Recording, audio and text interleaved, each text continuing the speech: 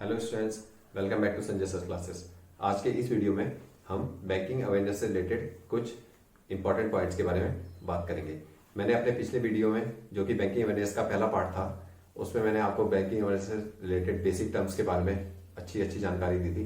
अगर आपने वो वीडियो नहीं दिया है तो उस वीडियो का लिंक भी मैं इस वीडियो के डिस्क्रिप्शन बॉक्स में दे दूंगा, आप वहां से जाकर देख सकते हैं। और इस वीडियो के लिए मैं इतना कहना चाहूंगा कि अगर आपको ये वीडियो पसंद आता है तो इसे लाइक और शेयर करना ना भूलें, और अगर आपने अभी तक चैनल को सब्सक्राइब नहीं किया है तो जल्दी से चैनल को सब्सक्राइब करें, ठीक है ना। साथ ही साथ बेल आइकन को भी दबा दें। चलिए शुरू करते हैं। तो ये बैंकिंग अवेयरनेस से रिलेटेड कुछ मैंने आपके लिए नोट्स बना के रखे हैं आज। तो सबसे पहले हम बात करते हैं जैसे कि स्टेल चेक। स्टेल चेक, ठीक है, stale cheque, STALECHEQ, stale cheque. Stale cheque मतलब कि जैसे आपको होता है कि जब आप किसी के लिए चेक इशू करते हैं तो चेक में जो डेट डाली जाती है, तो किसी भी चेक की वैलिडिटी जो होती है वो 3 महीने के लिए होती है। मतलब कि आज अगर हमने 1 जनवरी को किसी के लिए चेक इशू किया है तो 3 महीने तक वो वैलिड है, ठीक है। 3 महीने के बाद अगर वो बैंक में पहुंचता है तो बैंक उसे डिसऑनर कर देता है, ठीक है ना। तो ऐसा चेक जो हो जाता है वो स्टेल चेक हो जाता है, खराब हो जाता है यानी कि चेक, ठीक है ना, क्योंकि उसका जो वैलिडिटी पीरियड था वो खत्म हो चुका है। तो किसी भी चेक की जो वैलिडिटी होती है वो 3 महीने के लिए होती है, जब जो डेट उस पर लिखी हुई है चेक पे, उससे लेकर 3 महीने तक, ठीक है ना। आगे बात करते हैं। जैसे दूसरी चीज होती है ओवरड्राफ्ट। ओवरड्राफ्ट क्या होती है कि ओवरड्राफ्ट एक फैसिलिटी होती है, ओवरड्राफ्ट, जो कि बैंक जनरली अपने करंट अकाउंट्स के कस्टमर्स को दे देता है। उसमें क्या होता है कि जैसे कि अगर उसके अकाउंट में जैसे मान लिया 50,000 रुपए है, लेकिन उसको 60,000 रुपए चाहिए और उसने चेक काट दिया है, तो बैंक उसको ओवरड्राफ्ट की फैसिलिटी दे देता है। भले ही उसके अकाउंट में कम पैसे हैं यानी कि, लेकिन वो ज्यादा विड्रॉ करना चाहता है, तो उस फैसिलिटी को ओवरड्राफ्ट बोलते हैं। तो बैंक जो होते हैं ऐसी फैसिलिटी अपने सिर्फ रिलायबल और इंपॉर्टेंट कस्टमर्स को ही देते हैं, हर एक कस्टमर को ये फैसिलिटी नहीं दी जाती है, ठीक है। आगे हम बात करते हैं जैसे बैंक एश्योरेंस।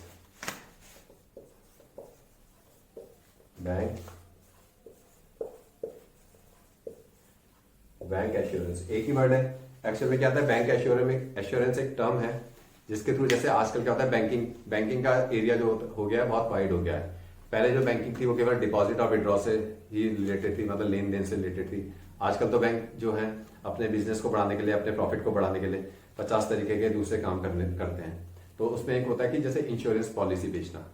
तो जो किसी भी इंश्योरेंस पॉलिसी, चाहे बैंक वो अपनी बना रहा है, अपनी ही किसी पॉलिसी को बेच रहा है, या किसी दूसरी कंपनी की पॉलिसीज को अपने थ्रू बेच रहा है, तो इस चीज को हम बोलते हैं बैंक एश्योरेंस। जैसे आपने एक टर्म सुनी होगी, हवाला। हवाला क्या होता है कि illegal transportation of money from one country to another. जैसे यहां से एक गैर कानूनी तरीके से यहां से पैसा बाहर चला गया या बाहर से पैसा इधर आ गया, तो उसे इस ट्रेड को बोलते हैं हवाला। तो हवाला जो है वो बैन है, किस एक्ट के अंदर बैन है, तो वो है फेमा, ठीक है ना। फेमा का जो फुल फॉर्म होता है वो होता है फॉरेन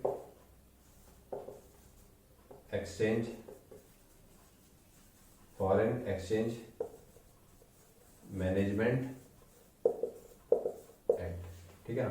तो हवाला is prohibited under this act, foreign exchange management act, ठीक है ना। हवाला जो है वो इलीगल है, इस एक्ट के अंतर्गत उस पर कार्यवाही की जा सकती है, ठीक है। जैसे आगे बढ़ते हैं। आगे जैसे म्यूचुअल फंड्स होते हैं, म्यूचुअल फंड्स।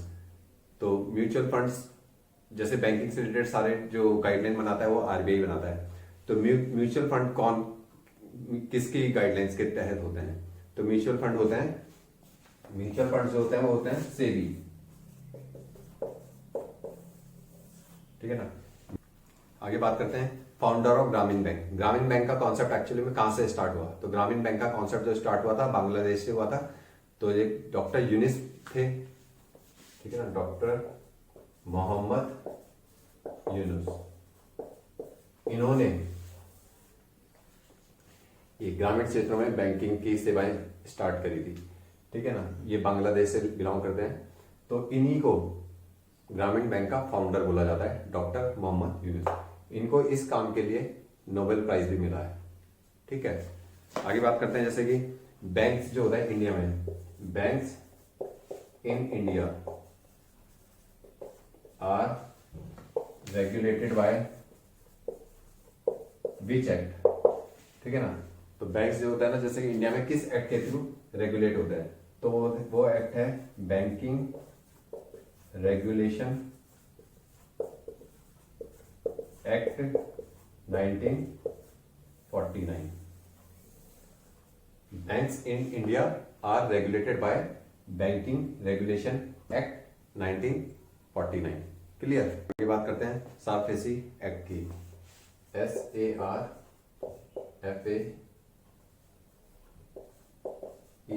सारफेसी एक्ट, ये 2002 में बनाया गया था।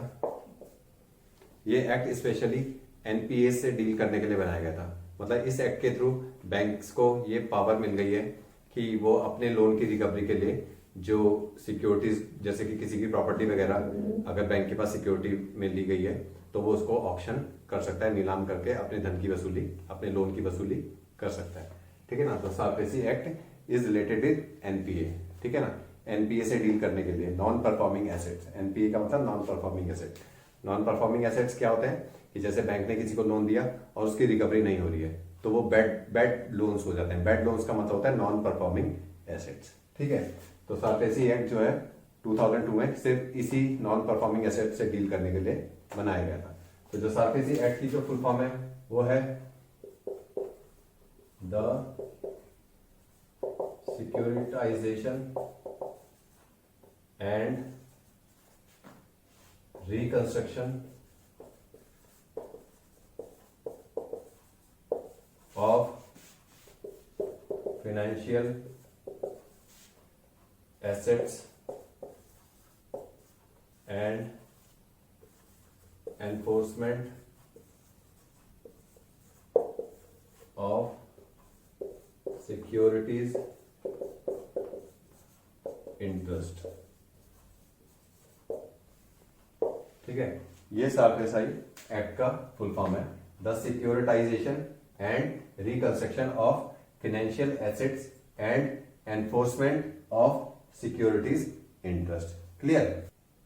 नेक्स्ट हमारे पास है कि जैसे कि जो जितने भी लोन बैंक्स देता है तो लार्जेस्ट परसेंटेज ऑफ जो रिटेल लोन होते हैं उसका जो लार्जेस्ट पार्ट जो जाता है वो होम लोन्स को जाता है, ठीक है ना। सबसे ज्यादा जो परसेंटेज शेयर जो है रिटेल लोन का दैट इज होम लोन्स, ठीक है ना। दैट मीन्स कि home loans constitute the largest part of retail loans in India, ठीक है। अगला देखो हमारे पास है कि जैसे कि जब भी एक बैंक किसी अपने कस्टमर को लोन देता है तो वो उसकी किस बारे में जानने की कोशिश करता है।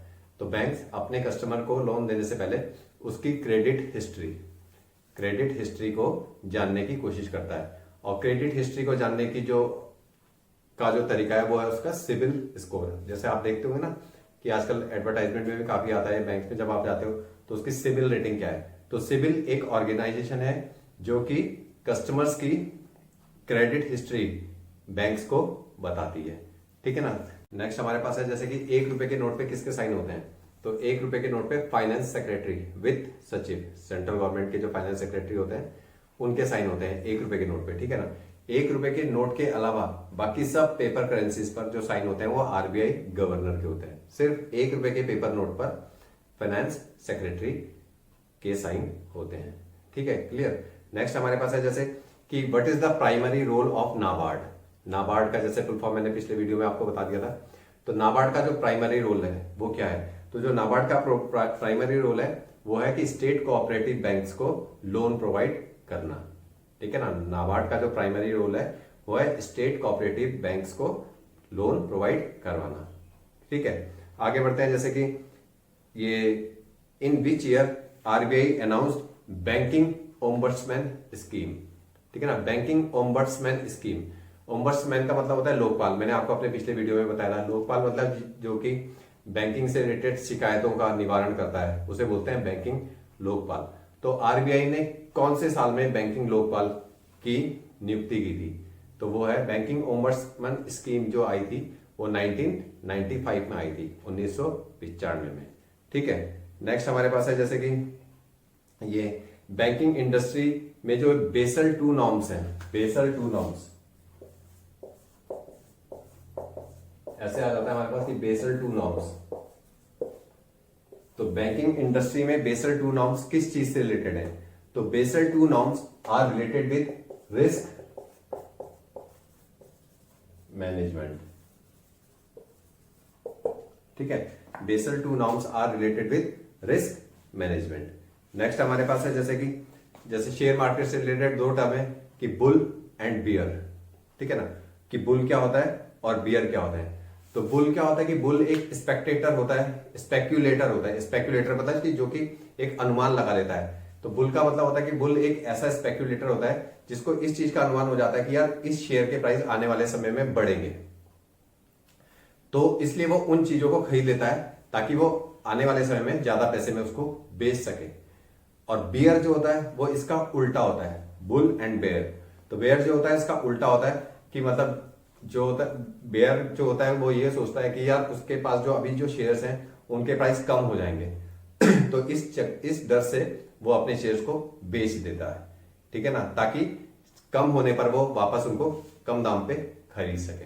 ठीक है ना, तो बुल और बियर का डिफरेंस आपको समझ है कि बुल क्या होता है, स्पेकुलेटर होता है जो कि इस उम्मीद पे शेयर खरीदता है कि जिन शेयर्स को आज वो कम पैसों में खरीद रहा है आने वाले समय में उनके प्राइस बढ़ जाएंगे और उसको मुनाफा होगा। और बेयर जो होता है उसका अपोजिट होता है, वो शेयर्स को बेचता है इस उम्मीद में कि उसने अगर आज नहीं बेचे तो इनके प्राइस और कम हो जाएंगे।